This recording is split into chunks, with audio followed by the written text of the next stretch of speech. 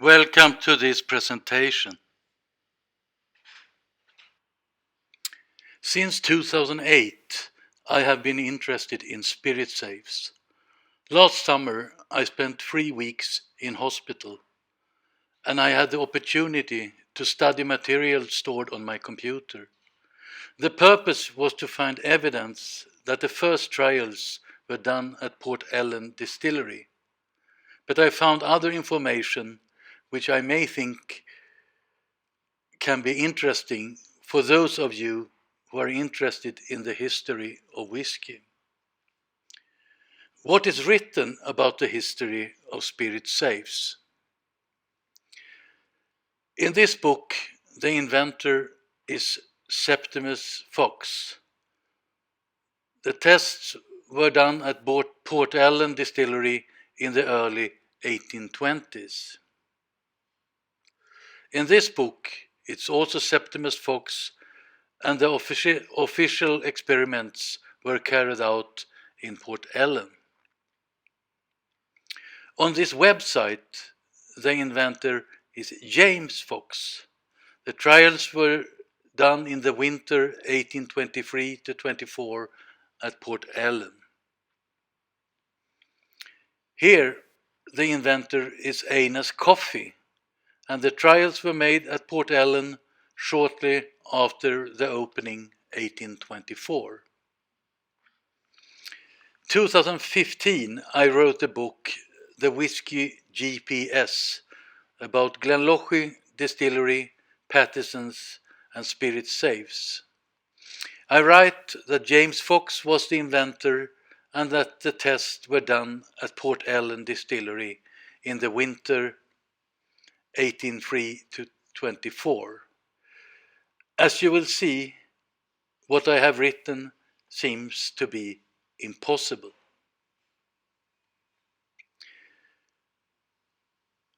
I have turned the safe in all directions to try to find facts from that time. I can say that more than 90% of the data for this presentation is from the 19th century. Who was the inventor? In Sweden we have a saying, "Thanks for the coffee." It means something different. You have got enough. You leave a relation or a job. Coffee played a much bigger role in the development of spirit safes than is generally known. On the other hand, spirit safes played probably a big role in his career and future. And third, were trials done at Port Ellen? And fourth, when was it compulsory to use spirit safes? Before I start, I would like to thank Jim Brown, co-writer to the book about Patterson's, Diageo Archive, Museum of Islay Life, Liverpool Museum, Alan Reid, Alan Winchester, Hans Abrahamsson, my son Charles, and many others. I have made a timeline. In 1780, Aeneas Coffey is born. Some say that this photo is not of him, but of his son with the same name. In 1852, both of them die in Bromley, England. The son, some months before, only 42 years old. I think this person on the photo is older than 42. Same year also James Fox is born. They have one more similarity, and that is that the father and son have the same name. This is James Fox, the younger. The third person mentioned, Septimus Fox, I think we can forget when it comes to spirit safes. I have not found any documents from this time connecting him with the spirit safes.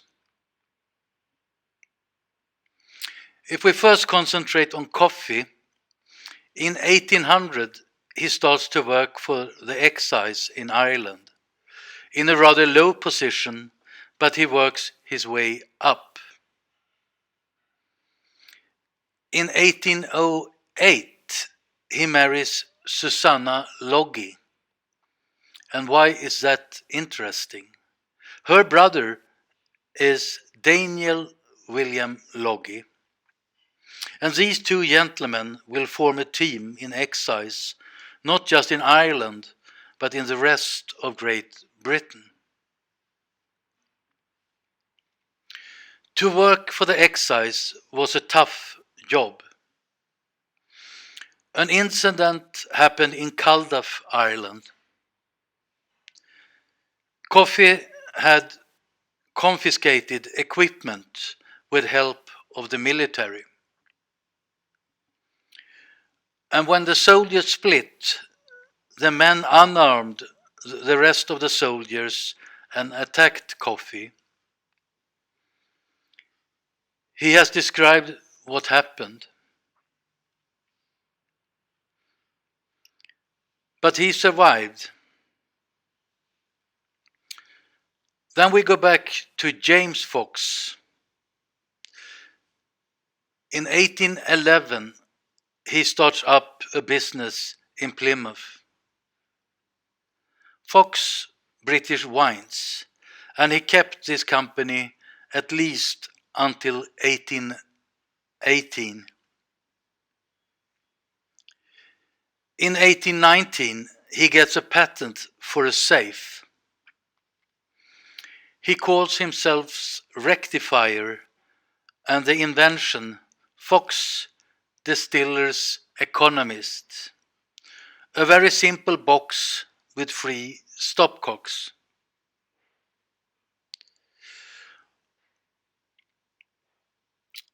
What he patented was the exclusive right to use such a vessel or enclosure. And the purpose was to protect the spirit from evaporation, but also to give the operator and the officers the facility to observe the size of the stream.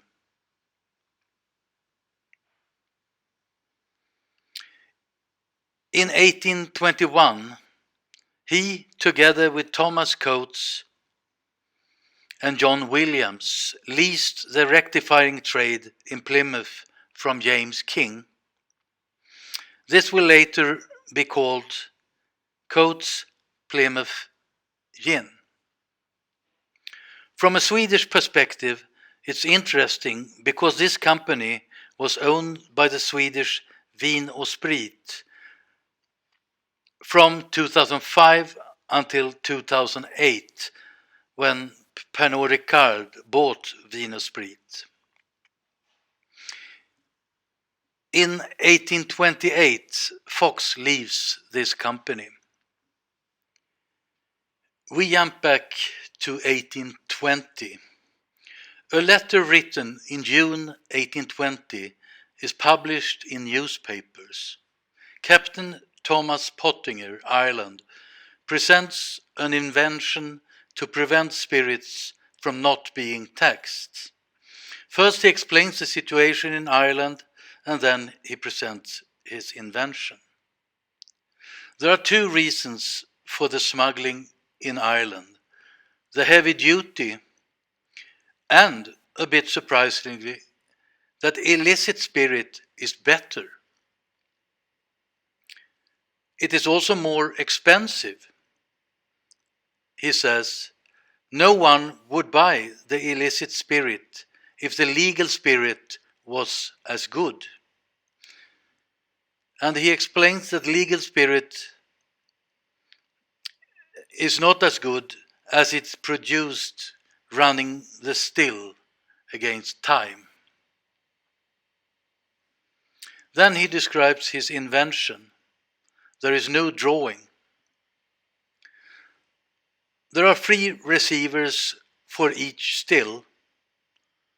1 for singlings, 4 shots, 1 for feints, and a 3rd for the finished spirits. The distiller should not have access to the spirit as before, but he should be able to measure strength and temperature and be able to see the color and nature. Then he describes how this is achieved with a glass jar with thermometers and hydrometers. He has also an advanced design to prevent the spirit from ending up in the wrong receiver.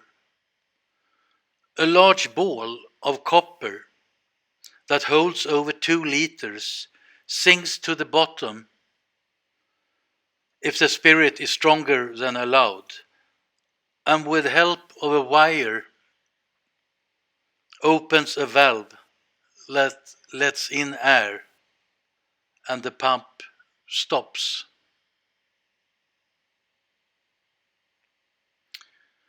Thomas Pottinger lives in Carrickfergus, Ireland, and he has no distillery. End of November 1820 and in the beginning of January 1821, his invention is tested at a distillery owned by John Thompson. Here is the report from the tests. The superintendents from Excise are Taylor, Loggy, and Coffey.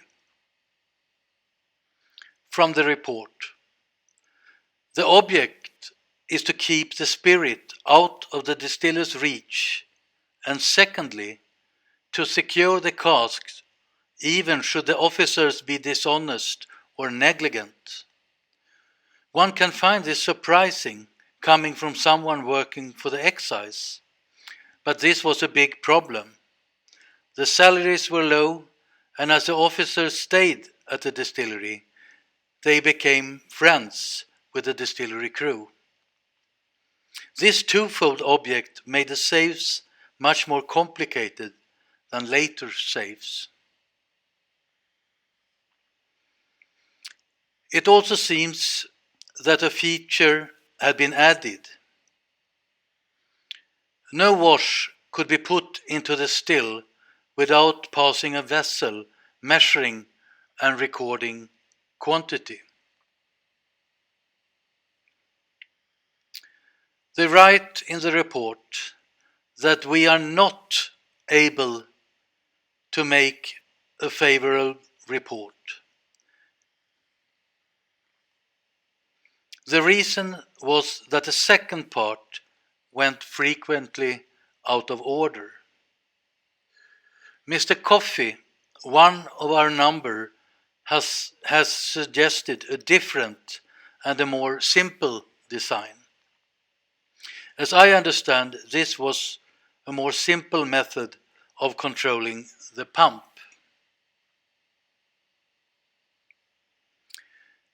Second tests are made in March with a modified design. There is still no drawing, and they write, drawings now being prepared.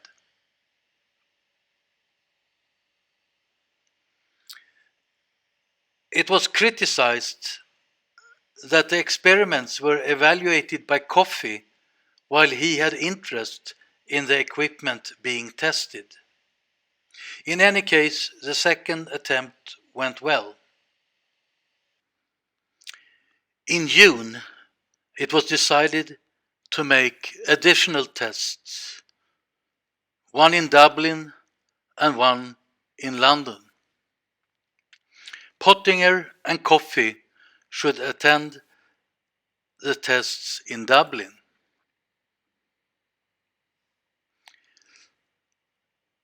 I have not found a date when the tests in Dublin were done, but it was during a rather long period. The tests were made at a distillery in Marybone Lane, owned by Nicholas Rowe. He is a relative to the more well-known George Roe. According to the report, the tests in London were successful and approved by every person who had witnessed. However, in Dublin, the distillers have been able by means of an air pump to produce spirits without the machine recording it. After this failure, it seems that Pottinger's invention was dead. Also, Coffey confirmed the failure, but in Dublin, they distilled spirit without our machinery recording it.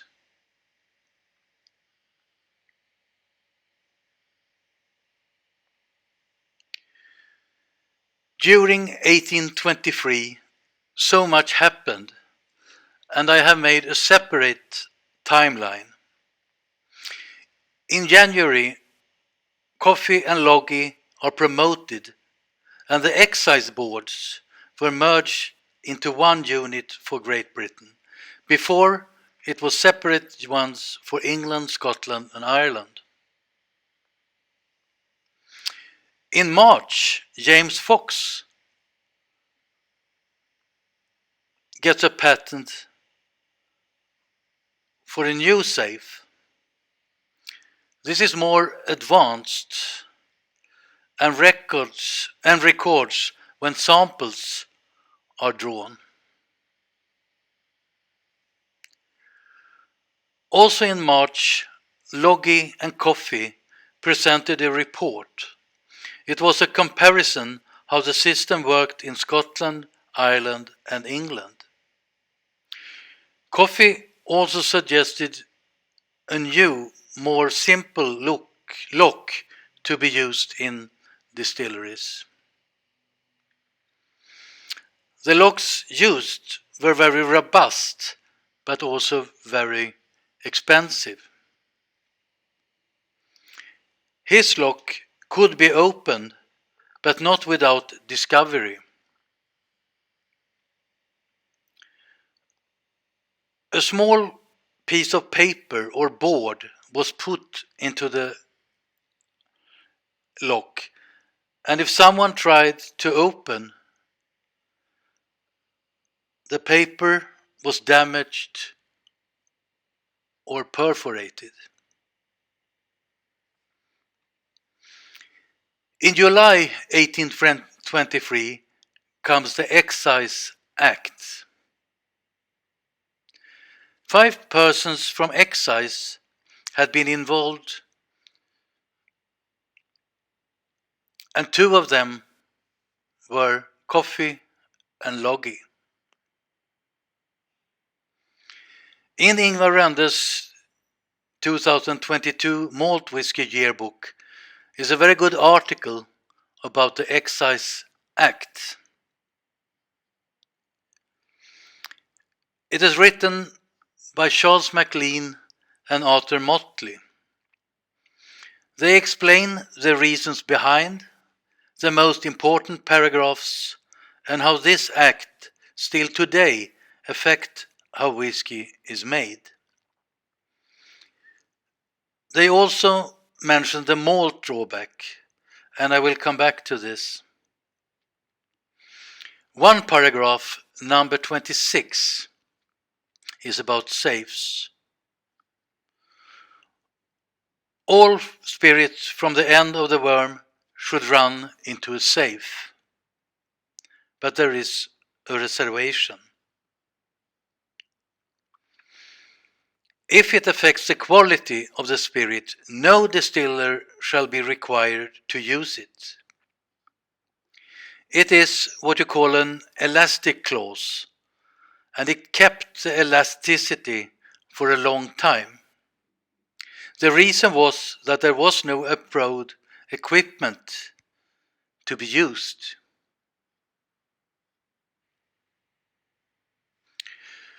In August is an advert that a brewery in Kilkenny is for sale. And this brewery can be converted to a distillery. And in December, there are articles that Coffey has bought it and that he will work together with Mr. Brennan. I have not found any production figures that Coffey produced spirit here. If he did, this could have been included in Patrick Brennan's figures, but this must then have been for a very short period.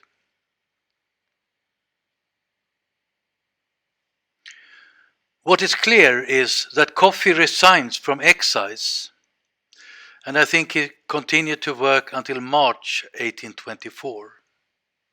Loggy, he continues to work for the Excise.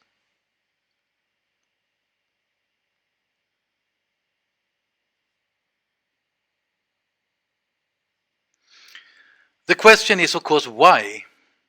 Promoted in January and resigns in December. I have not found any written explanation, but I suspect what happened following the test in Dublin could have played a big role. The owners of this distillery sued the Excise for damages and loss in production. And in February came the decision. They got £10,000. This is about £1.2 million in today's money. And it seems that Coffey was out in the cold.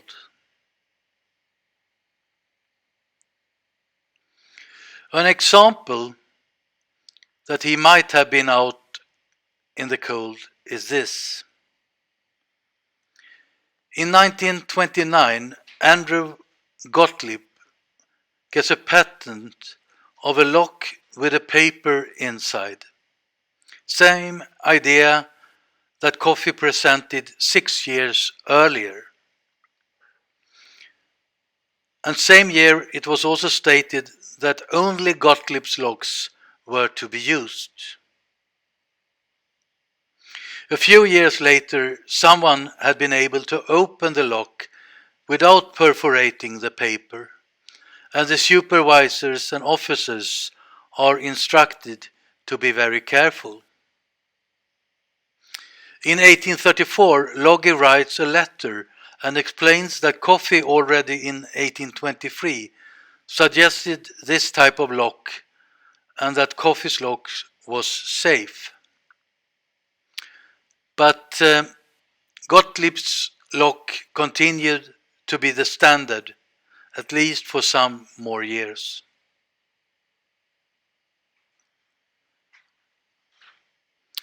We go back to 1825, and 2 years have passed since the Act. Meetings around Scotland are organized.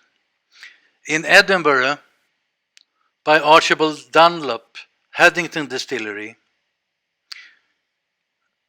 the possibility of applying Mr. Fox's close safe. In Aberdeen, against the newly invented safe, the Board of Excise having contemplation to adopt. And in Inverness, they say that it's useless.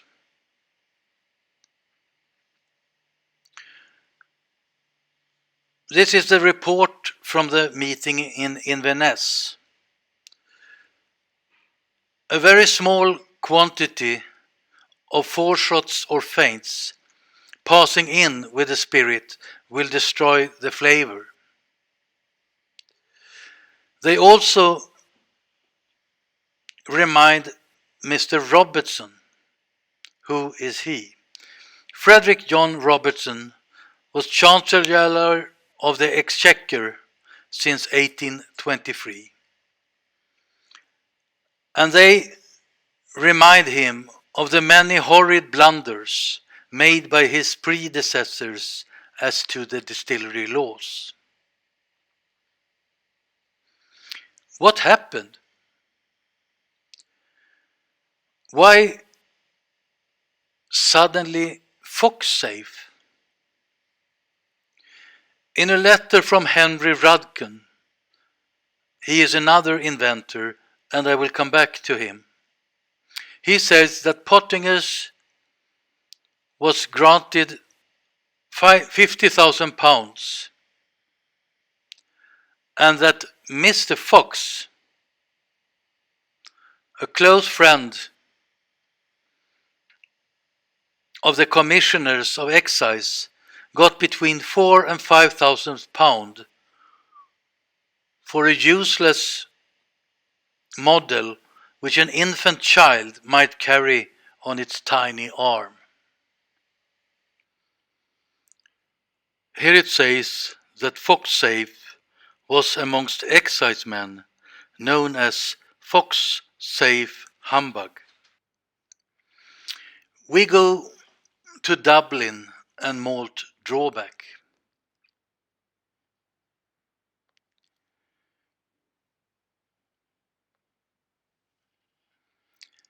The Malt Drawback was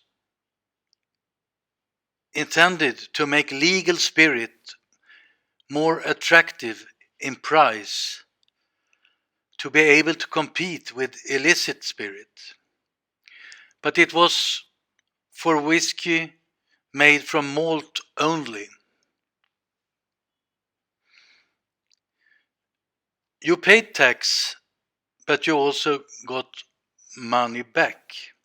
And during this period, October 1823 to October 1826, you got 1 shilling 2 pence back for every gallon.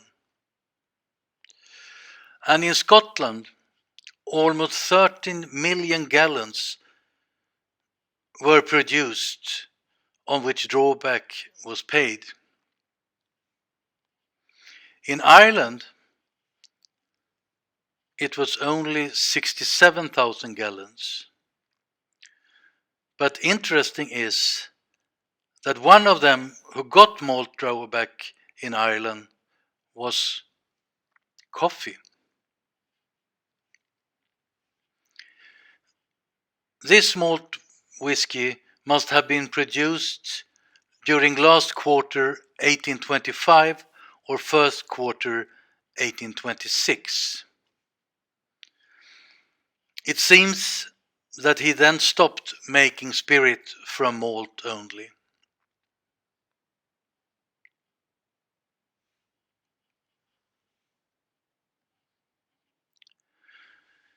A letter is sent in November 1826 from distillers in Dublin to the Lords of Treasury, and they ask to consider the malt laws.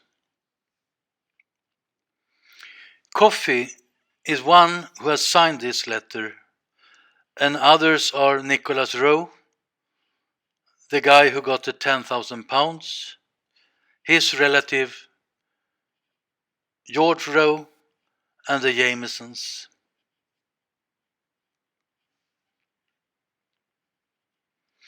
Coffey continued to produce spirits 1826, 27, 28, 29, and 30.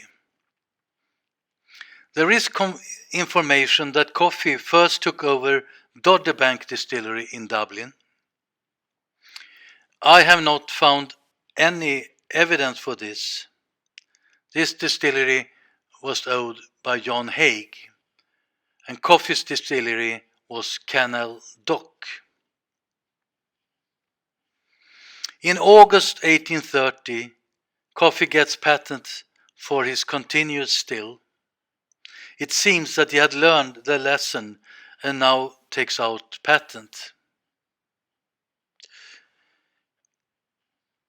Coffey is not listed to pay duty April 1832, but he has remaining unpaid duty per this date, and this may indicate that he stopped to produce spirit 1831, and he later moves to England.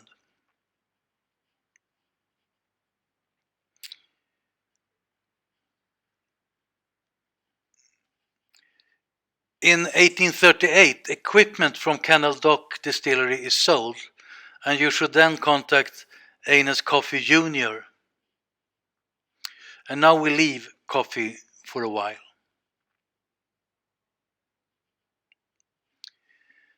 In 1831, many witnesses were heard by the Select Committee about the use of molasses. Some of them are also asked about spirit safes. 8 years have passed since the Act, but no representative from Scottish distillers get questions about safes.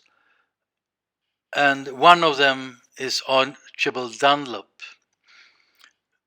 the guy who arranged the meeting in Edinburgh.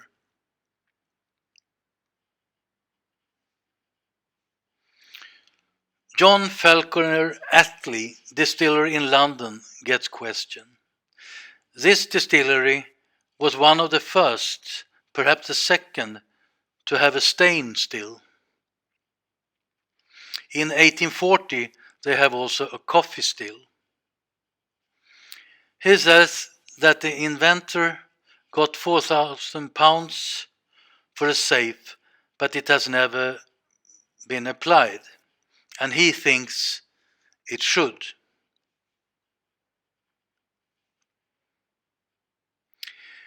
He is asked if a safe prevents from separating the foreshot and feints from the spirit, and he does not think so.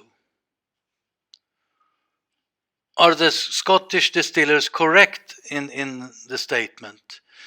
He does not think that they are, but he admits that he has never worked under the Scotch plan.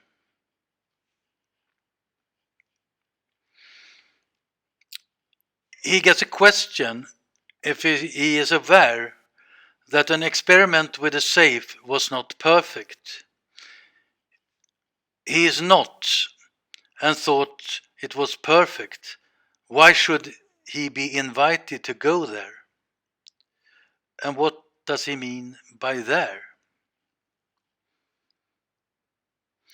Attlee tells that several fox safes have been made, and he has seen it at Mr. Robinson, Chancellor of the Exchequer.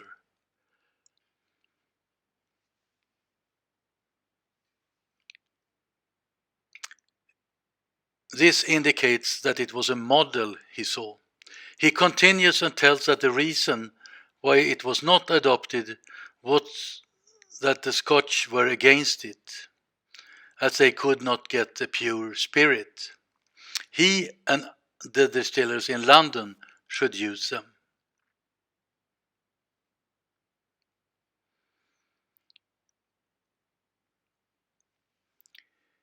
He is then informed about the tests in Dublin, where spirit was removed without the knowledge of excise officers. He has heard of it, but says it was another safe than fox, and he is asked to explain the difference, and he can't. He has heard about tests with fox safes at rectifiers.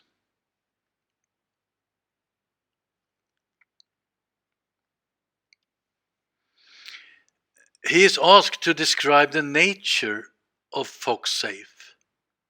A rather strange answer. It's so elaborate he can't describe it.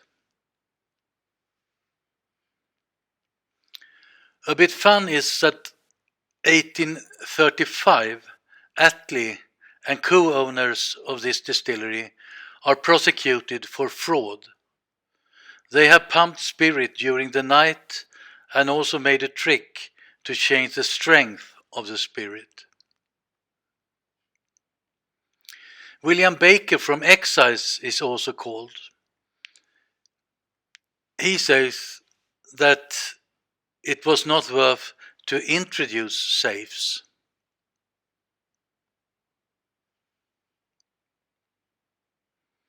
The reason being that the flavor would be injured and that they gave very little safety to the revenue.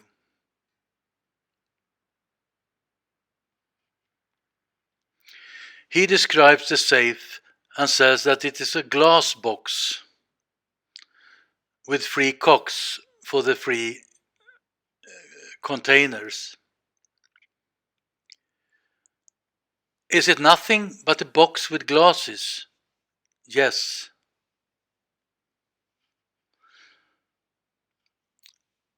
This indicates that he meant Fox's first patent. Octavius Smith from Thames Bank Distillery is heard. In 1850, this distillery will have a coffee still. He has seen Fox safes and says that it's not so easy to carry away spirit from the worm end.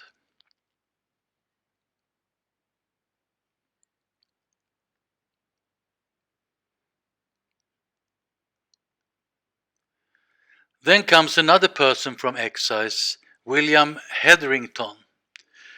As I understand, he has a rather strong position in the Excise, and he thinks that the safe is useless.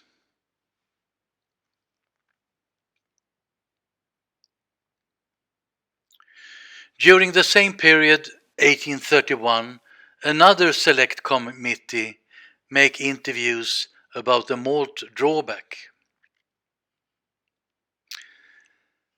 The conclusion is that the system gives great opportunities for fraud, but that in any manner of reducing the malt drawback, you have to be careful to prevent the revival of illicit distillation.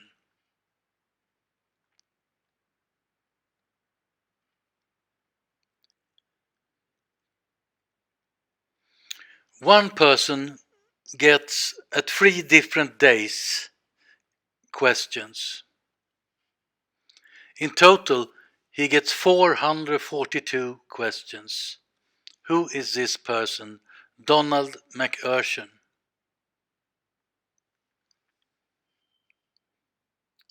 He is 23 years old and represents the distillers on Islay.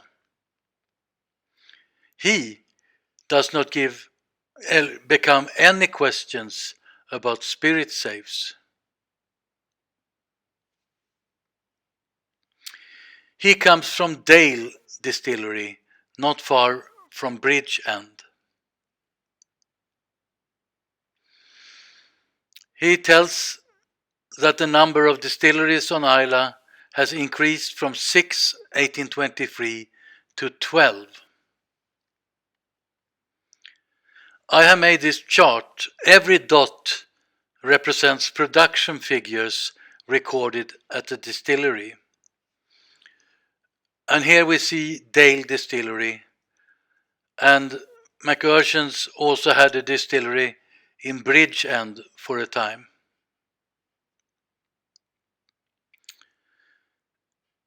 He tells that the population of Islay is 17,000.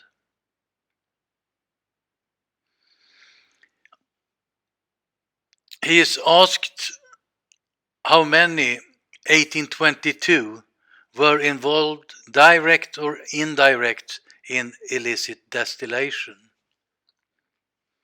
Every person in this country that was unable to act for himself was more or less engaged in illicit distillation. And then he is asked how many convictions it was last year. And the reply is 3. The number has decreased from 300 to 3.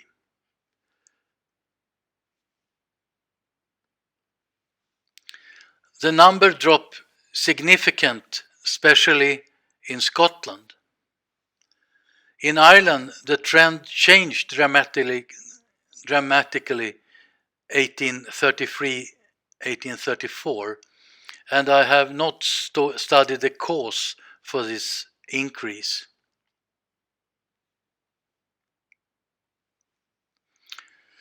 Besides technical solutions to control the excise men, also other solutions were tried.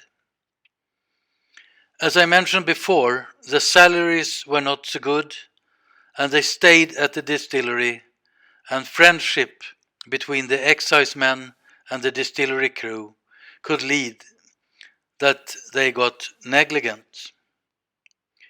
And one way was to have Irish or English excise men in Scottish distilleries and vice versa. He is asked about the nationality of the officers on Islay and tells that they are both Irish. He also says that one Irish officer had to leave after a quarrel with the distillery, and he was wrong.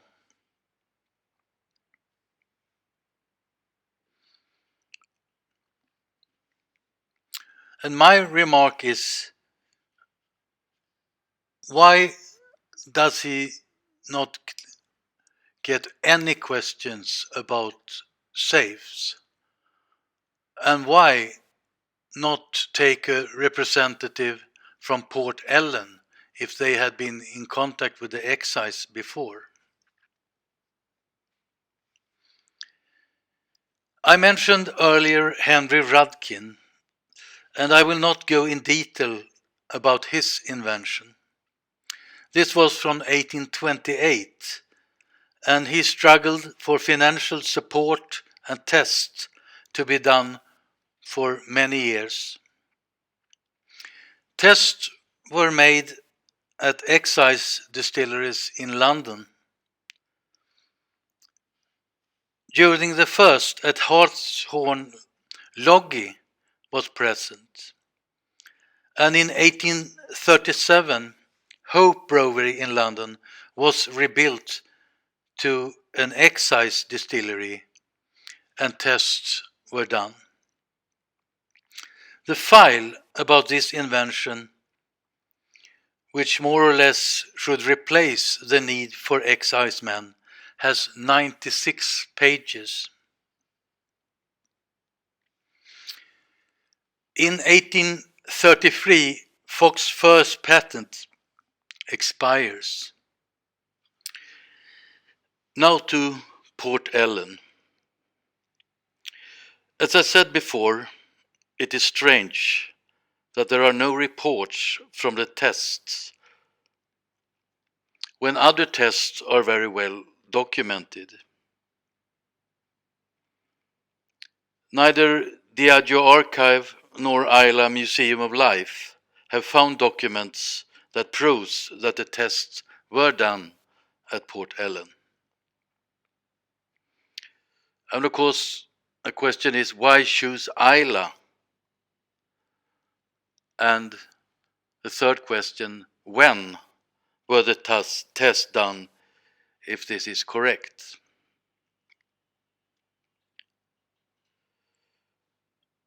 In Monuments of Industry is this photo and text. The safe was in London, but this museum was closed in 94. And what happened with the safe is not clear, but it is not in the Liverpool Museum that holds the National Collection of HM Revenue and Customs. It is a very small safe and very different to Fox patents.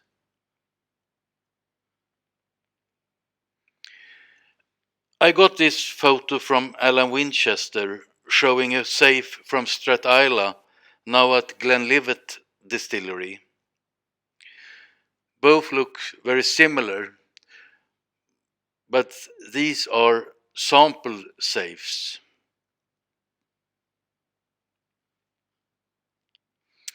The production at Port Ellen started last quarter 1825 or first quarter 1826. So before this, no test could have been done. And the distillers were Alexander Kerr Mackay.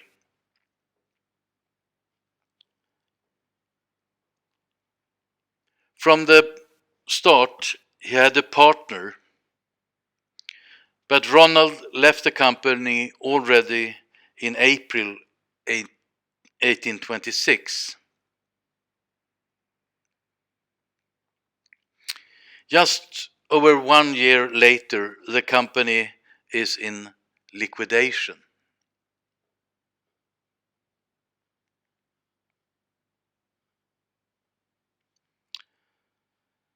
Relatives to Mackay takes over, and in 1830, John Morrison takes over, and later John Ramsay.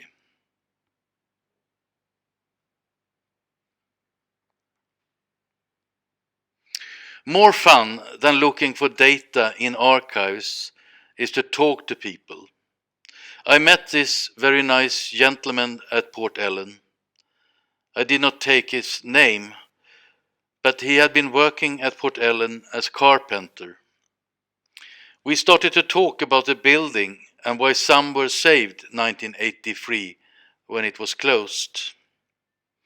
He then told a funny story. He was one offered this small house as a workshop. The problem was that the crew drank of the wort and used this house as a toilet. He told me that the stank was still horrible after many years, and he was then offered another place for the workshop. Positive is that the new Port Ellen is being built, and here is a part from the still. This shows the spirit safe from 1967.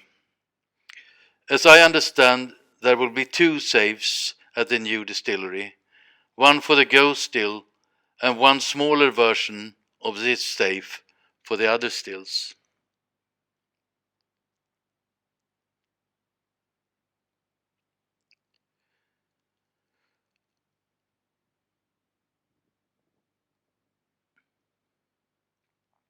The visitor center will be to the left on this road.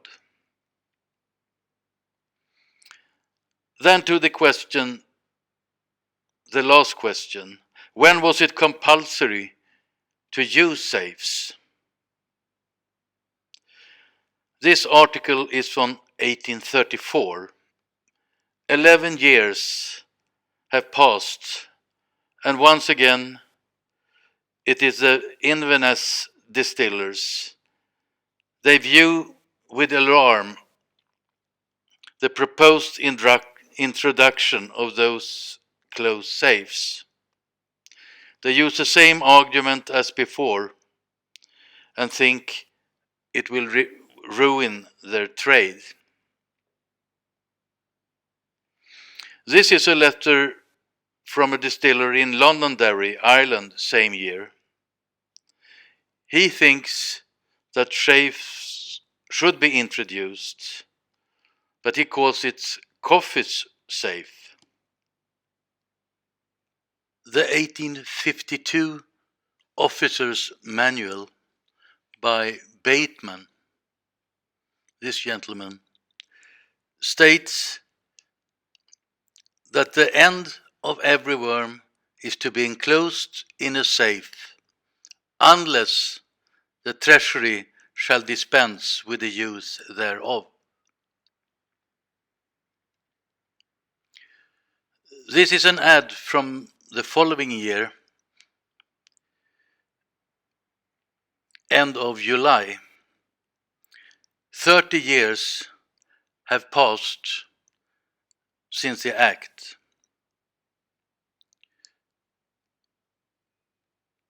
This safe has been tested at Strathdee, and he says, as the time for application of safes at distilleries is limited, the cooperation between Johnson and Stephen was terminated just some days later. A problem seems to have been that the mist in the safe gave problems to read the strength. Same year, another safe, and it seems that we are still in a testing phase. January 1854, and we have another inventor, John Taylor. It says that the distillers are enjoined to have a closed safe as per the Distillery Act, which passed at the last session of Parliament. It was tested at Kilnflat Distillery, today Glenbergie, and you have the dimension, glass in sides and top, low wines separated from spirit. In 1855, it will also be used at Linkwood and Milton Duff distilleries. Also, other safes were developed in Scotland and Ireland, and they look more similar to the safes we see today. For example, John Dawson's safe at St. Magda. I have seen safes for sale in the 1840s, but mainly then from breweries. However, 1859, this safe from Union Glen Distillery in Aberdeen is for sale.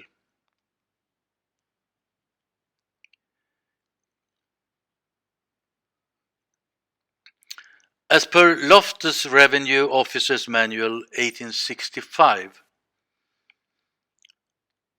a closed safe need not to be provided if the distiller chooses to connect the end of the worm direct with the proper receiver, but that in practice a safe is always employed as it is necessary to examine and test the spirit.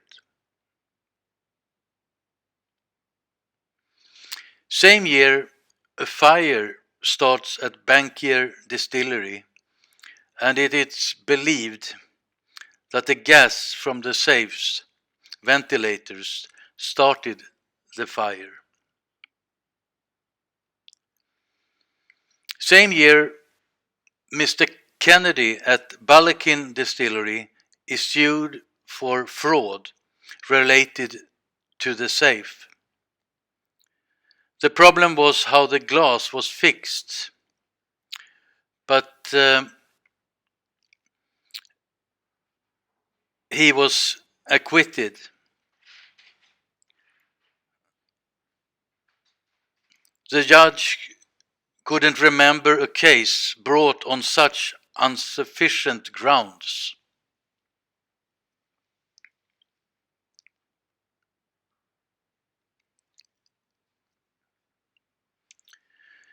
In 1885 was another fire, now at Bon Accord Distillery,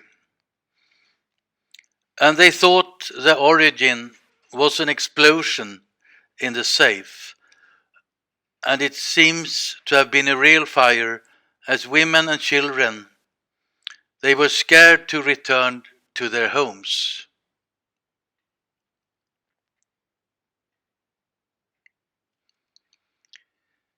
To summarize, who was the inventor? Was it James Fox who got patent of a useless model? Was it Pottinger for an invention that could be manipulated? Or was it Coffey? Or was it someone else? Why did Coffey stop working for Excise? My theory is that it had to do with the failure at Rose Distillery in Dublin and the big indemnity Excise had to pay. How much was Port Ellen involved? In my opinion, very little, if any. But I hope that someone can convince me otherwise.